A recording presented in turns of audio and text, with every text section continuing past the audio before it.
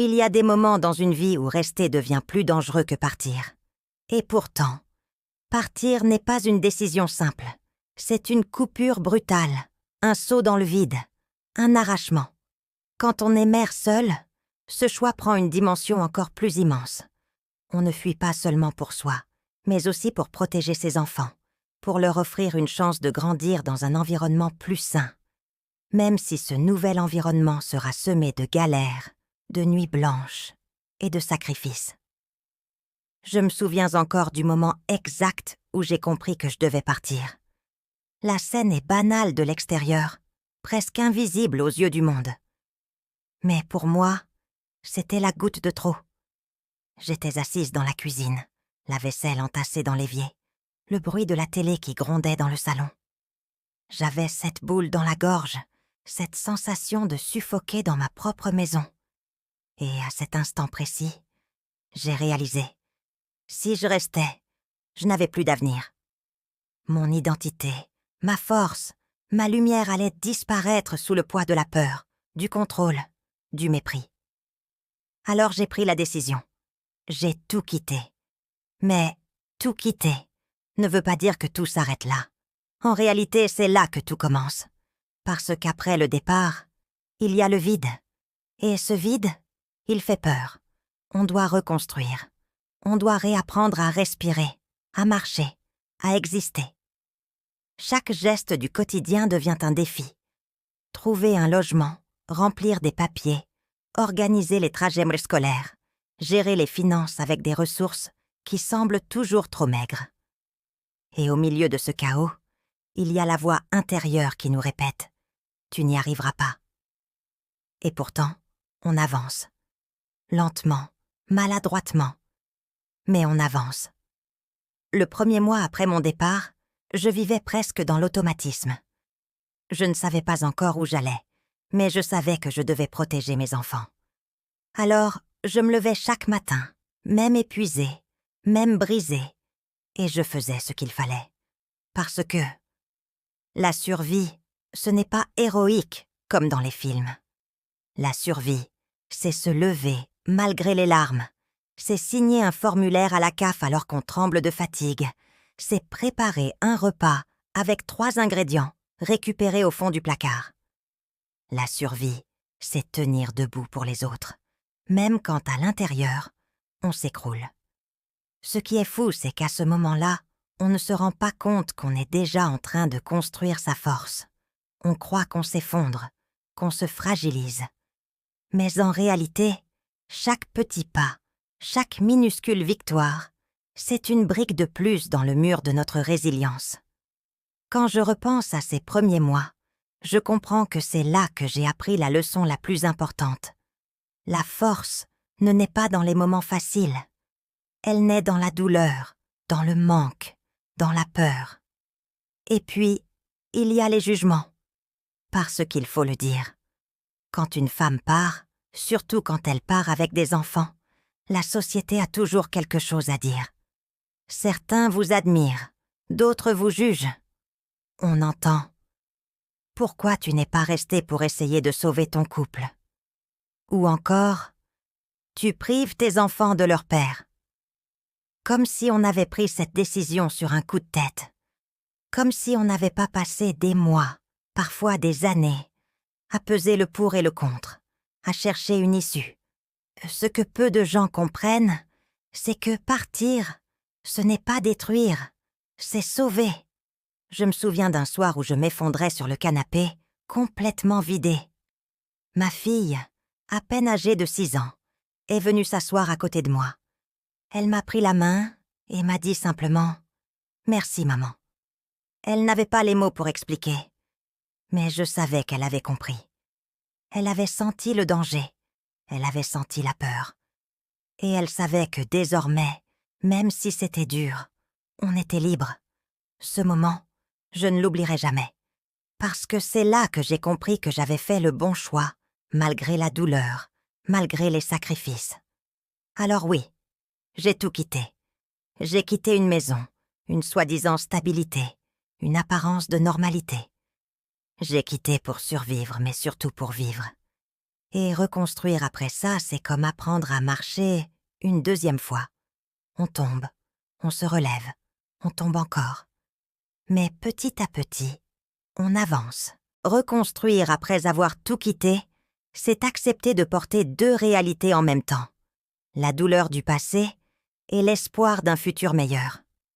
Il y a des jours où on se sent invincible, prête à déplacer des montagnes, et d'autres où on doute de tout.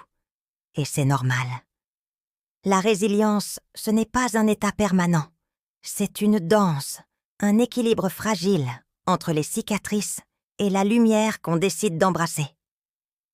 Très vite, j'ai compris que je ne pouvais pas tout faire seule.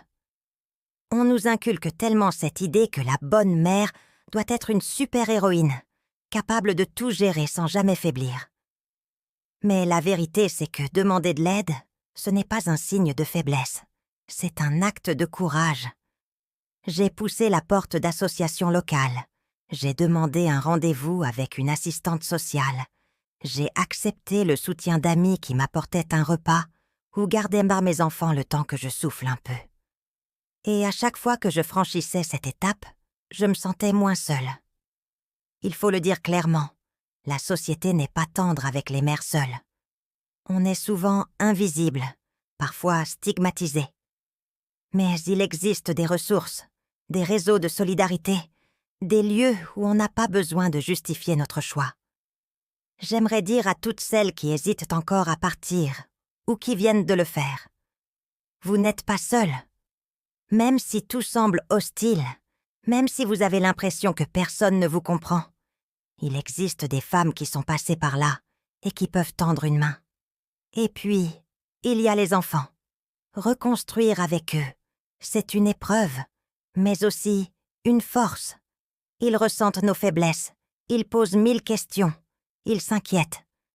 Mais ils apprennent aussi de nous ce que signifie le courage. Chaque fois que j'ai choisi de sourire malgré la fatigue, chaque fois que j'ai réussi à transformer un repas simple en un moment joyeux, chaque fois que j'ai trouvé une solution créative à un problème, mes enfants ont vu que la vie, même dure, pouvait être affrontée avec dignité et inventivité. Et c'est peut-être la plus belle leçon qu'on puisse leur transmettre. Je ne vais pas mentir. Il y a eu des moments où j'ai regretté. Pas parce que je voulais revenir en arrière, mais parce que j'étais épuisée. Quand on se retrouve à jongler avec 3 emplois précaires pour payer un loyer, quand on se couche à 2 heures du matin après avoir rempli des papiers et qu'on doit se lever à 6 heures pour préparer les enfants, il y a des instants où on se dit « Est-ce que je vais y arriver ?»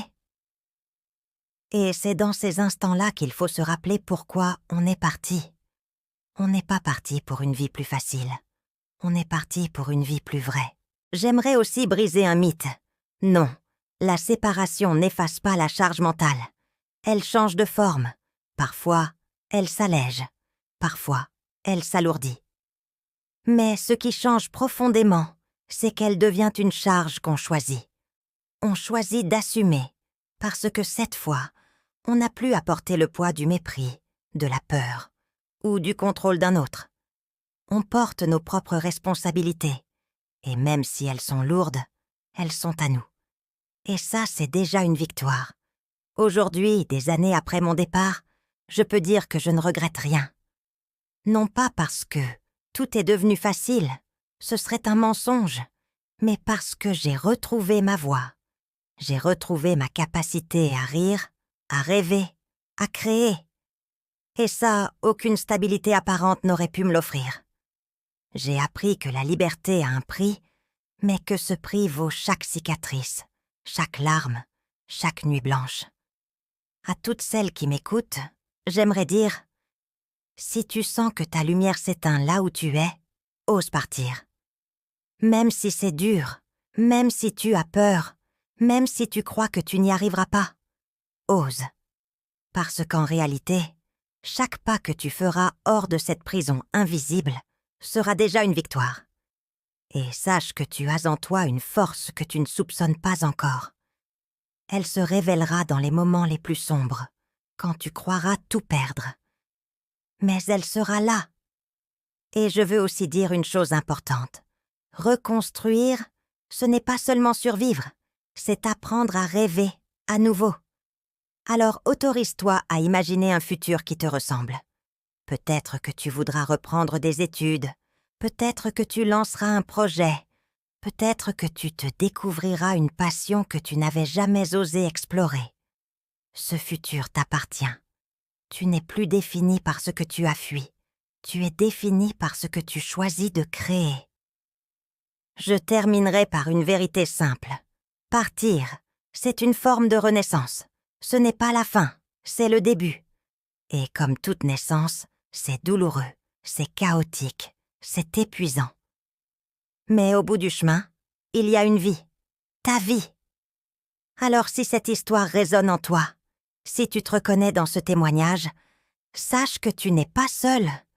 Et si tu veux soutenir ce message, si tu veux qu'il atteigne d'autres femmes qui en ont besoin, prends un instant pour t'abonner, laisser un like ou partager cette vidéo. Parce que chaque geste, aussi petit soit-il, peut aider une autre mère à trouver la force de tout quitter pour survivre et surtout pour vivre.